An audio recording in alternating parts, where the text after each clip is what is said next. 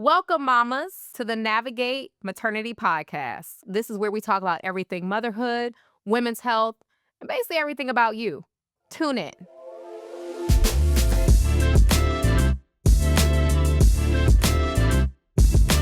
Okay, so today we've got Dr. Harris, who is our Chief Medical Officer extraordinaire. Dr. Harris, actually, before we get in today's podcast, give them a little quick rundown of your background. Dr. Elicia Harris, Fort Wayne native. Grew up in Fort Wayne, went to Concordia High School, then went to Purdue University in West Lafayette with a full tuition academic scholarship. And then despite, which I guess is another whole podcast episode, being told I probably didn't have the grades to get into medical school. Got a full tuition academic scholarship for medical school. So IU School of Medicine. Completed IU School of Medicine and decided to become an OBGYN and matched at IU School of Medicine for my residency. Completed that. After I completed residency, I moved back home to Fort Wayne, Indiana, and worked as a general OBGYN for about 6.5, almost 7 years in Fort Wayne. I then decided to transition to inpatient hospitalist medicine, moved back to Indianapolis to work at Community as an inpatient hospitalist at a perinatal center of excellence, which is a very high volume, high acuity level 4 NICU type of hospital. And with us birthing Navigate back in 2020, which we'll talk more about, that happened at a time in my life when I was inspired to go back to school during a pandemic, no less, and went back to business school and got a MBA from IU Kelley School of Business, which I completed in 22. And so now co-founder, chief medical officer of Navigate Maternity. And, we have been working hard ever since. But that's kind of my simplified journey. Yeah, so basically, you're that girl. We could just say that. I'm just saying. You just... I do my best. I mean, come on, sis. The accolades are accolading. So, okay, I just wanted to, set the tone because, with our team and with you joining the team, I feel like we have gained so much knowledge, so much more clinical knowledge about pregnancy, the postpartum journey. And, with my experience, which is, part of the reason why we really went full throttle with Navigate Maternity. I feel like you are such a guiding hand. And let's talk about that. Let's talk about what I feel like was the catalyst for us doing Navigate Maternity full time. Well, at least taking it to the next level for sure. Yeah, 100%. So to your point, we had started a company. We had been in ideation and research development, but everything changed when I almost died in childbirth with my last.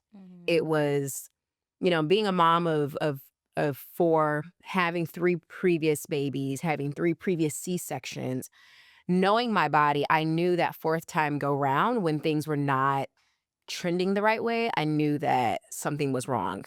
And okay, so let's just go right into the story. So this is about 2 days prior to my scheduled C-section. I remember because you went to dinner with my mom. Yes. And she called me afterwards to tell me that you were visibly uncomfortable. Yeah. And she was like, "Are you all right?" I was like, "I'm contracting." Literally, I remember that my mom telling me about your experience. Yeah, because I was at Summit Grill with the aunties and my mom, and I was talking to them, and every few minutes I was doing this, and your mom and Aunt Monica were looking at me, and they're like, "Girl, you were in labor, you don't even know it yet." But I'm like, "No, I'm fine." So that night, woke up, was super thirsty, needed I needed water. My mom grabs me a bottle of water. She's like, "You guzzled the entire thing," and she was like, "Yeah, no, I'm taking you in." We go in. I meet this very tired on-call doc who, shall not be named, but she came in the door, claps her hands, and is like, "All right, mom, I'm sending you and baby home."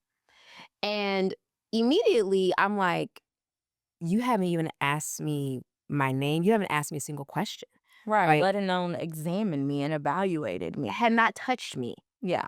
and was like, "Yep, mom, clapping. I'm sending you and baby home. You guys are fine. You're not in the throes of labor. Like all is well." And thank goodness, partly because of, my knowledge from you, from, us doing the work around Navigate Maternity, did I know like, no, I shouldn't be going home right now. I'm a high risk mom. I've had several prior C-sections.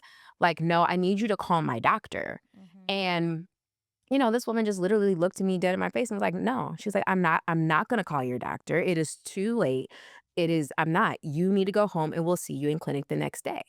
Right. And I just remember like that feeling of like feeling so defeated and like, and again, thank goodness my mom was with me. Right. Because if my mom had not been with me, I don't know what would have happened. AJ was away, my husband was away in fellowship. Mhm. And my mom was with me. My mom, who has worked in healthcare, who is a lawyer, was like, "Absolutely not. We're not sending my daughter home tonight. Like, you will call her a doctor." This doctor pushes back. It's like, "No, I'm not." My mom, again, armed with the information, armed with the stats, was like, "Black men are dying 3 to 4 times the national average, despite economic background. Black women are more likely to or less likely to be heard by their provider." Like my mom is just rolling the stats to her. And finally this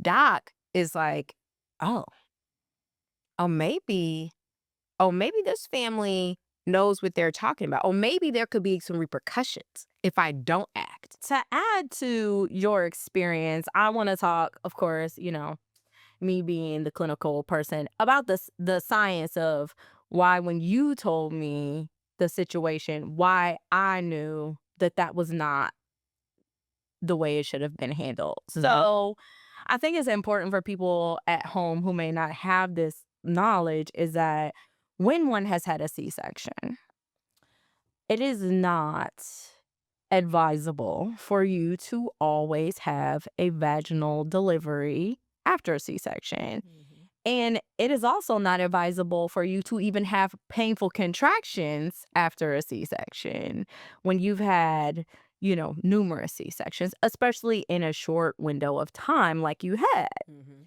Yeah. Because each time you have a C-section, that is an incision on your uterus in the myometrium, or the muscular part of the uterus, which is the part that contracts.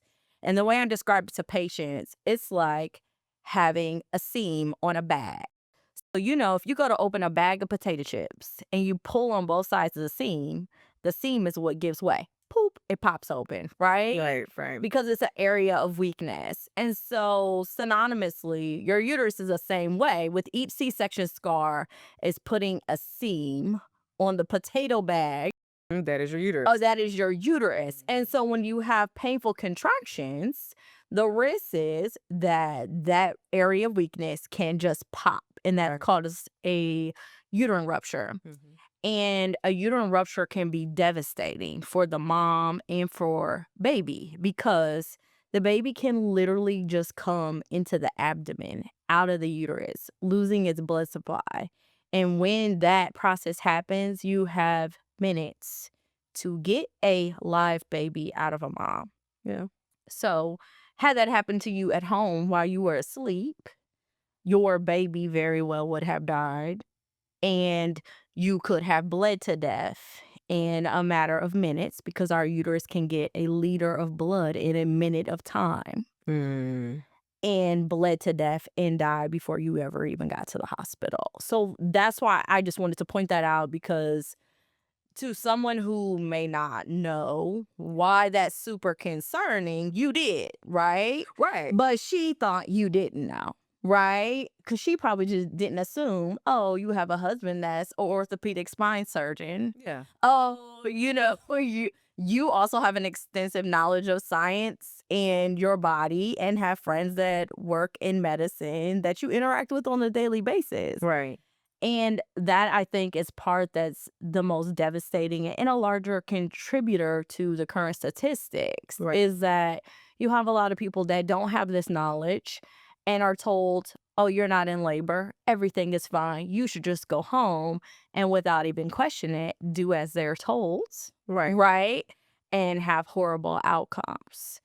And so I think this is a time when we need to emphasize the importance of number one, having the knowledge and the education, and two, to have someone who serves as an advocate for you if you don't feel like you can do that for yourself, but also standing up for yourself, even at times where there might be a power struggle where you feel like I might not be as knowledgeable as the person who's telling me to do something else.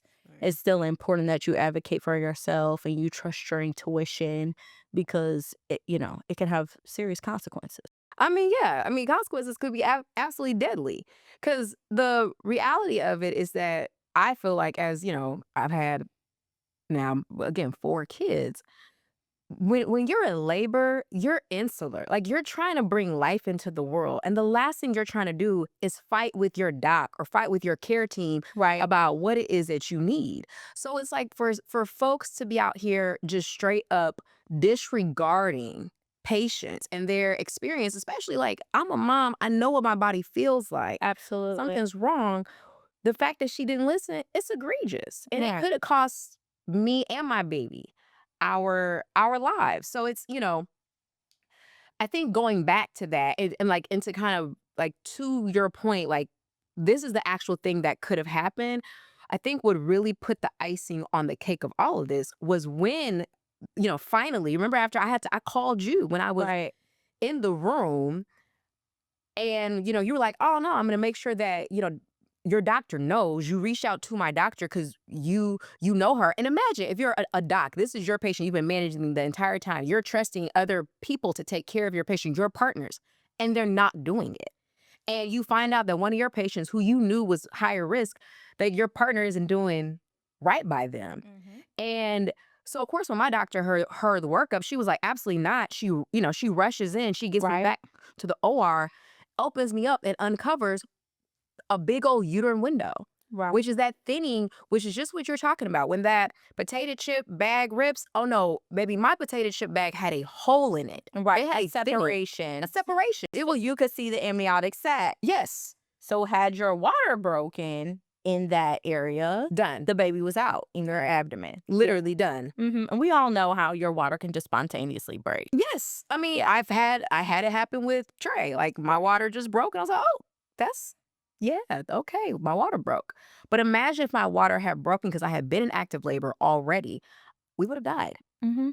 We would have died. And it's the experience of like, when your doctor looks at you, she looks at your husband and she's like, we would have lost your baby today. We would have lost you today if you had gone home. Like y'all would not be here. I think that is the why. That becomes the why. And you made a good point too, where it's like, yes, I have you, I have my husband, I have all these folks in healthcare, and I work in healthcare too. But it shouldn't take that. Absolutely not. It should not take for us to have all these connections to get the bare minimum care. And that's what the goal has been now. The goal has been, we always say, we're here to save the mamas and babies because there are some people who are not really trying to save women, who are not really trying to give us the tools or create the structures or create the solutions that actually will lead to better outcomes for us. It's often left up to women as an N of one to do it on their own. Hmm. And that is what Navigate Maternity seeks to solve. Like, is you're not alone. We have got your back. We're gonna help you in this fight for you and your baby. Absolutely. And one of the things that I appreciate about Navigate as a clinician is, when I came back to Fort Wayne, being from Fort Wayne, I became very busy overnight. Right. And to your previous point about, trusting your partners to do something, for that reason, I personally made it my mission to be there for every single one of my patients' deliveries, Yeah. which I don't recommend. I, didn't go on vacation for years. I missed out on a lot of key life experiences because Girl burnout. it is. But I didn't want to disappoint women because they've been seeing me their entire pregnancy, sometimes years before, with trying to get to the point of being pregnant. And this is, a couple of hours of sleep for me, but this is a lifetime event for them. Absolutely. And also not trusting anyone else to do it the way that I did it, because I knew that I care. I knew that I had their best outcomes and their baby's best outcomes at the forefront, and they knew that. That's why they were coming to me. And so, but when I went to business school, it was with the vision of, I don't know how I'm going to utilize my MBA, but what I want to do is I want to find a way to implement a more systemic type of change. And I can't take care of every woman during every pregnancy. Yeah. But if I can help create the infrastructure Right. so that people who don't have access to a great doctor who cares, Right. right, still have the opportunity for us to fill in the gaps for them Right. so that they have a good outcome, that they experience a more holistic approach to care with someone who asks about the social determinants of health, asks about depression and anxiety, asks about, just their mental well-being, and ask the questions that impact their decisions and impact their health overall in every facet of their life. Absolutely. Because those things all contribute to the ultimate outcome. Yeah. And some people don't ask those questions because they don't care. Some people don't ask those questions because they don't have the answers to those questions. Like, if a patient tells you they don't have food and you don't know how to address it, you're not going to ask the next patient that question because you're going to feel helpless. So we really empower clinicians with the ability to go above and beyond what they've been capable of doing before. And I think that's also this one of the special sauces of Navigate Maternity. Oh yeah, 100%. Um, so then in closing, what is your takeaway? Like, from your experience, your journey to becoming this amazing OBGYN leader, co-founder, and sister friend, sister friend auntie. What is your takeaway of how we started this, of how we started Navigate Maternity? What is your takeaway to the audience? Um, I I think that we're all here for a reason, a purpose, right? Mhm. And I think, when I look back in life, I've overcome a lot of adversity. Mhm. I regret none of it. I regret none of my choices. I regret none of my experiences because I think that they all shaped me to be the person I needed to be to do what I'm destined to do. Mhm. And I think for you not having this horrible experience, Navigate wouldn't be where it is today. Yeah. So, I try to look for the life lesson in the trials and tribulations that we all experience.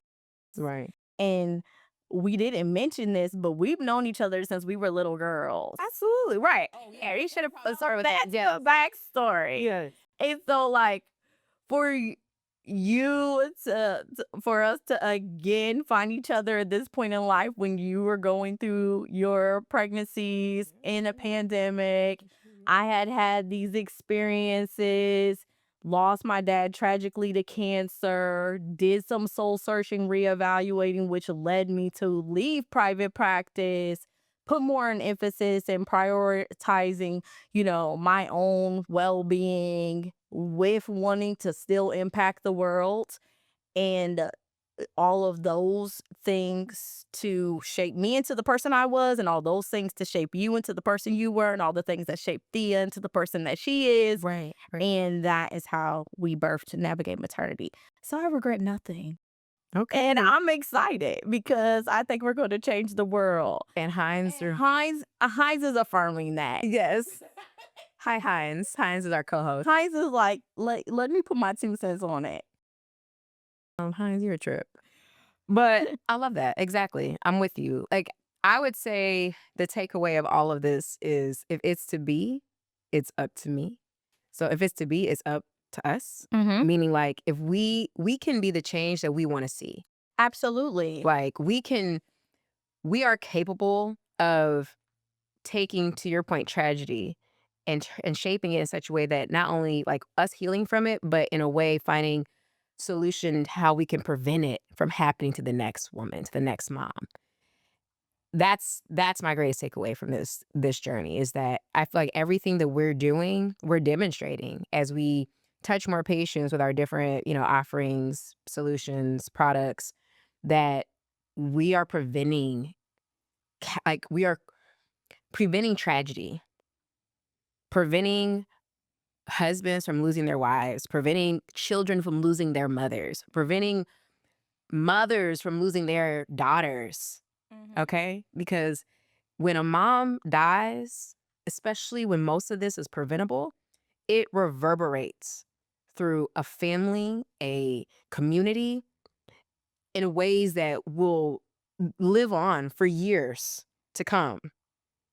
That's why this mission is so personal. Mhm. And that's why you just said it, I'm so excited that we've done this together. We've done this journey.